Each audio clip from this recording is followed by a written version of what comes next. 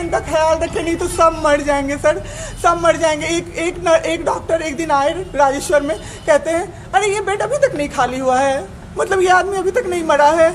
एक आदमी के बारे में आप सोचो सर जरा सा, आप सोचो सर जरा सा।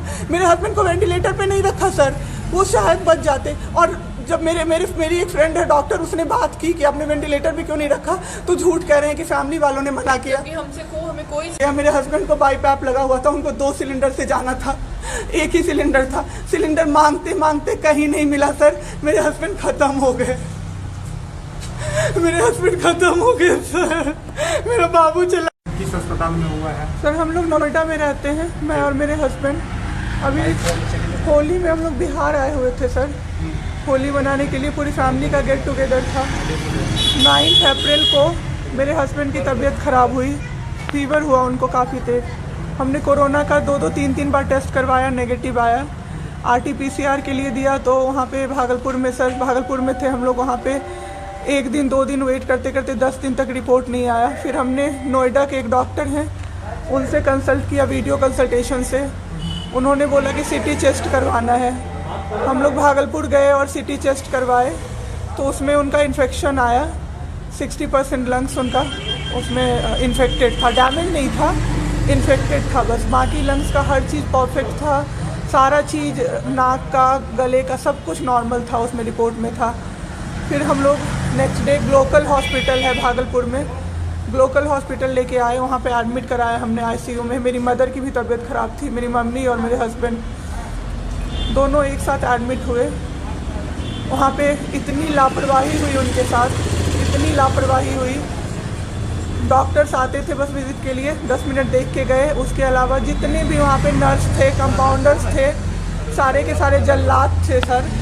कोई दवाई तक नहीं देना चाहता था पेशेंट।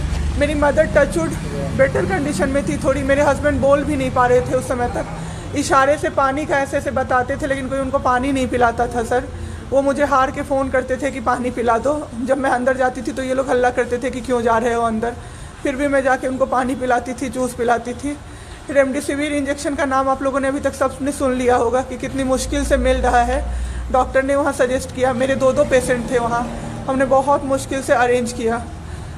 जब वो इंजेक्शन मिला तो एक दिन रात को जब इंजेक्शन देने लगे, हाफ इंजेक्शन फ्लोर पे गिरा दिया उन्होंने। हमने कहा कि इतना महंगा इंजेक्शन है, इसी का असर होके ठीक होते ये आपने कैसे गिरा दिया। उन्होंने कहा कि 50,000 का भी गिरा देता ना तो तुम कुछ नहीं कर पाती अभी। हम लोग चुपचाप वहाँ से सर हट गए।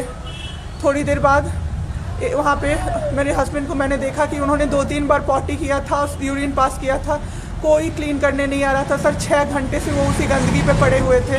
उन्होंने मुझे फिर फ़ोन किया, बस फ़ोन कर पाते थे सर, बोल भी नहीं, बस मिस्ड कॉल आती थी, मैं समझ जाती थी कि कुछ परेशानी है उनको।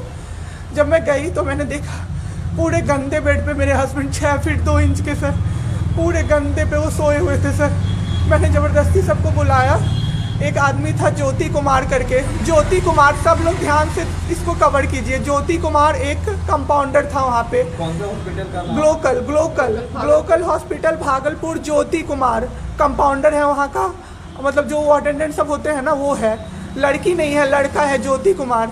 उसको मैंने रिक्वेस्ट किया कि भैया प्लीज़ आप मेरे हस्बैंड की मदद कर दीजिए, रात में ये लोग रुकने नहीं दे रहे हैं मुझे अपने पास, इनके पास। उसने बोला ठीक है ज़रूर मदद करूँगा, ये कह के, और मैं अपने हस्बैंड से बात करने लगी, इशारे से ही वो बात कर रहे थे, मैं बोल रही थी। अचानक से मेरा दुपट्टा खिंचाया बहुत ज़ोर से। मैंने सोचा क्या हो रहा है, जब मैंने पीछे मुड़ी तो मेरे कमर पे उस आदमी का हाथ था और मेरा दुपट्टा वो ज्योति कुमार खींच रहा था। मेरी माँ पीछे से चिल्लाई, मेरे हस्बैंड ऐसे ऐसे होने लगे, पूरा पसीना उनको चल गया, कुछ बोल नहीं पा रहे थे वो। जब हम लोग ठीक थे ना, मैं बाहर निकलती थी ना, कोई मुझे ऐसे देखता था ना नॉर्मली ही तो कहते थे आंख निकाल लूँगा, क्या सोच के इसको देख रहे हो। और मेरे हस्बैंड उस दिन बेड पे पड़े हुए देखते रहे कि मेरी वाइफ का कोई दुपट्टा खींच रहा है। और जब मैंने उस आदमी को देखा ना तो वो मुस्कुरा रहा था। मैंने ऐसे दुपट्टा खींचा और मैं कुछ नहीं बोल पाई डर से कि मेरे हस्बैंड यहाँ पे है, मेरी माँ यहाँ पे है, ये लोग कुछ कर देगा, इस डर से मैं कुछ नहीं बाहर निकली। मैं बाहर निकल के मैं दम से बैठ गई। वो आदमी मेरे पास फिर आया, मुस्कुरा के बोला मैं ध्यान रखूँगा। मैंने बोला ठीक है भैया आप ध्यान रखना। मैंने कुछ नहीं बोला उसको, कुछ भी नहीं।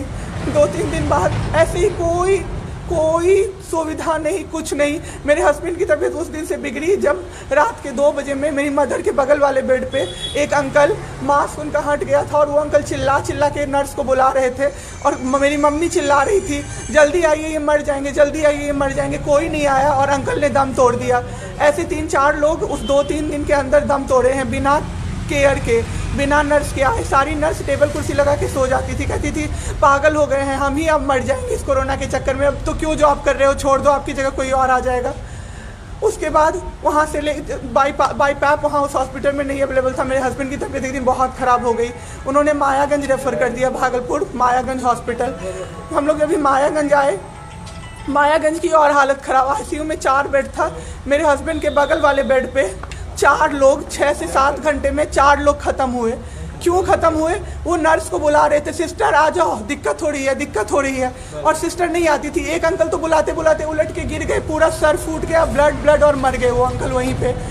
इतना मेरे हस्बैंड डर गए। शाम होते होते मेरे हस्बैंड की तबीयत अचानक से ख़राब होने लगी, पूरा ये सब ड्राई हो गया, एक लेयर वाइट कलर का जम गया उनके ऊपर, बहुत ज़्यादा तबीयत ख़राब हो गई।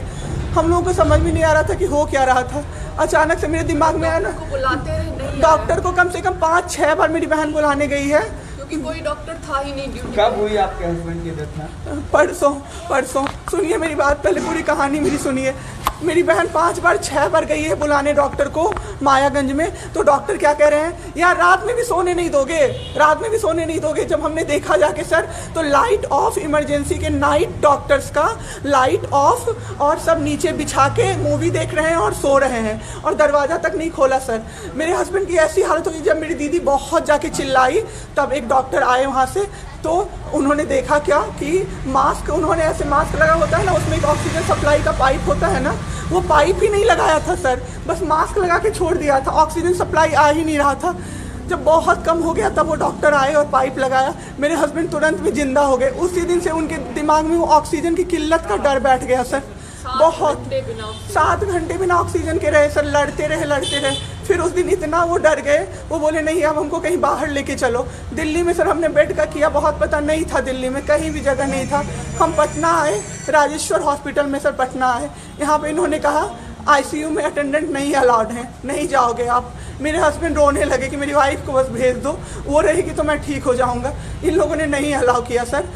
आज मैंने देखा, एम्बुलेंस से हम लोग भागलपुर से पटना आए थे राजेश्वर, रास्ते में उनको 3 बार पॉटी हुई थी सर। उसी गंदे बेड पे उनको 4-5 घंटे राजेश्वर में सुलाया रहा। मैं 10 बार जाके बोली बाहर से कि सर प्लीज़ बेड क्लीन कर दीजिए, वो हम लोग देख लेंगे ना। एक डॉक्टर निकले, मैंने बोला, वो मेरे हस्बैंड अंदर से ना बोल नहीं पा रहे थे, अंदर से ऐसे कर रहे थे, बुला रहे थे सबको। मैंने कहा सर वो बुला रहे हैं किसी को बाहर से, तो एक डॉक्टर मुझे कहता है अरे छोड़िए ना, वो छोरा तो ऐसे ही बौखला रहा है जब से आया है। मैं उस समय कुछ नहीं कर पाई सर। उसके बाद उनका ऑक्सीजन लेवल जब 37 हो गया, तब मेरे साथ मेरी दीदी थी, मेरे जीजा जी थे और मेरे जेठ थे। तब मैंने अपने जीजा जी से बोला कि अब मेरे से नहीं रहा होगा, मुझे किसी तरह से अंदर भिजवाइए। तब उन्होंने ज़बरदस्ती मुझे अंदर भेजा और 37 से 74 मैंने कर दिया 10 मिनट में। मेरे बाबू का ऑक्सीजन लेवल मैंने बढ़ा दिया। उसके बाद इन लोगों ने मुझे बोला, मैंने बोला सर अटेंडेंट अलाउड है, सारे के अटेंडेंट बैठे हुए थे। तो एक डॉक्टर ने मुझे बोला अटेंडेंट अलाउड नहीं रहेंगे तो कैसे काम चलेगा, सब तो कोरोना से बीमार पड़ रहे हैं, हम लोग कितना देखें, हम लोग क्या मर जाए खांसते खांसते सबको देख के, बैठिए चुपचाप और देखिए। 15 दिन तक सर एक टेबल पे एक लगातार मैं बैठी हूँ। आज 1 महीना पे मैंने ब्रश किया है सर, 1 महीने पे ब्रश किया है मैंने। बाबू को बहुत ठीक कर दिया, इतना स्ट्रॉ लगा के सर, मास्क के अंदर से स्ट्रॉ लगा के बाबू को मैंने जूस, दाल, रोटी सब कुछ पिलाया सर। इतने ठीक हो गए ना कि जो डॉक्टर फर्स्ट डे बोला था ये बचेगा नहीं, वो डॉक्टर सर 3-4 दिन बाद कहता है टचवुड क्या कर दिया आपने इनके साथ, ये तो एकदम ठीक हो गए, गजब का फाइट दिया आप दोनों ने मिलके। मुझे क्या पता था कि मैं फाइट दे रही हूँ और ये लोग मेरे बाबू को ख़त्म कर देंगे। इतना ऑक्सीजन का किल्लत सर, मेरा बाबू डर गया बहुत ज़्यादा। ऑक्सीजन सिलेंडर देखता था और कहता था हाँ वो ख़त्म हो जाएगा, वो ख़त्म हो जाएगा। मैं कहती थी नहीं ख़त्म होगा बाबू। 1.5 घंटे के लिए सर ऑक्सीजन सप्लाई बंद रहता था। बाद में हमें पता चला ये लोग ब्लैक मार्केटिंग कर रहे हैं अंदर में ऑक्सीजन सिलेंडर का। जो अस्पताल वाले हैं ना, वो ऑक्सीजन सप्लाई बंद कर देते थे ताकि बेचैन होके लोग खरीदें उन्हीं से। हम भी खरीदे सर, मैंने भी खरीदा, क्या करते हमें भी तो चाहिए था। परसों सर सुबह में हमारे पास एक ही सिलेंडर था, पाइपलाइन बंद हो गया, मेरे हस्बैंड को बाईपैप लगा हुआ था, उनको 2 सिलेंडर से जाना था, एक ही सिलेंडर था। सिलेंडर मांगते मांगते कहीं नहीं मिला सर, मेरे हस्बैंड खत्म हो गए, मेरे हस्बैंड खत्म हो गए सर, मेरा बाबू चला गया हमको छोड़ के। आपके साथ लोग यहाँ पे भी सर, यहाँ पे राजेश्वर में डॉक्टर अखिलेश गंदे गंदे इशारे कर रहा था मुझे सर, चलता था ना तो मुझसे सट के क्रॉस करता था सर, मैं इग्नोर कर देती थी कि मेरा हस्बैंड है यहाँ पे, वरना अगर बाहर होता चप्पल खोल के मैं मारती सर ऐसे इंसान को। वहाँ पे मायागंज हॉस्पिटल में डॉक्टर्स, कोई भी डॉक्टर नहीं आता है, कोई सीनियर डॉक्टर नहीं, जूनियर डॉक्टर नहीं, और पेशेंट की सिर्फ एंट्री कर देते हैं कि फिजियोथेरेपी किया गया, ये बाबू नाक का क्या करते हैं, नेबुलाइज किया गया, 4 बार नेबुलाइज किया गया, कोई चीज़ नहीं होती है, सिर्फ पेशेंट की एंट्री कर देते हैं। एंट्री सब किया हुआ रहता है कि ये बड़े डॉक्टर आए, ये बड़े डॉक्टर आए, उन्होंने पेशेंट को देखा, नेबुलाइज किया, फिजियोथेरेपी हुआ, पेशेंट को कुछ नहीं, मतलब सीपैप पे पड़ा हुआ पेशेंट, और उसको देखने के लिए 24 घंटे में कोई नर्स नहीं आती है, रूम बंद करके, और सब सोते रहते हैं। दरवाजा ठकठकाइएगा तो चिल्ला के बोलेगी दूर भागो यहाँ से, कोरोना पेशेंट के यहाँ से आई हो, हम लोग अभी रात में नहीं आ सकते, हम लोग क्या मर जाए पेशेंट के लिए? कोई नहीं आता है, कोई नहीं आता है देखने के लिए किसी को। पटना में ये लोग पटना में हम लोग तो 26 तारीख को आए पटना।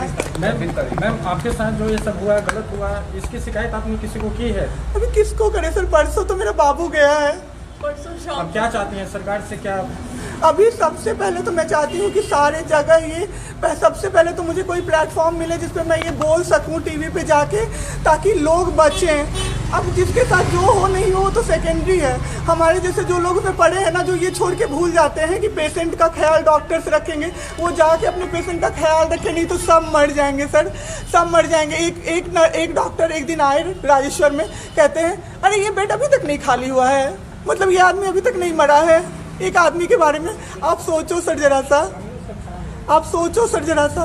मेरे हस्बैंड को वेंटिलेटर पे नहीं रखा सर, वो शायद बच जाते। और जब मेरी एक फ्रेंड है डॉक्टर, उसने बात की कि आपने वेंटिलेटर पे क्यों नहीं रखा, तो झूठ कह रहे हैं कि फैमिली वालों ने मना किया। हमें कोई सजेशन नहीं दिया, कोई कि सजेशन वेंटिलेटर पे आप रख सकते हो, कुछ भी नहीं सर। वो बस वेट कर रहे थे कि ये बेड खाली हो। ठीक है।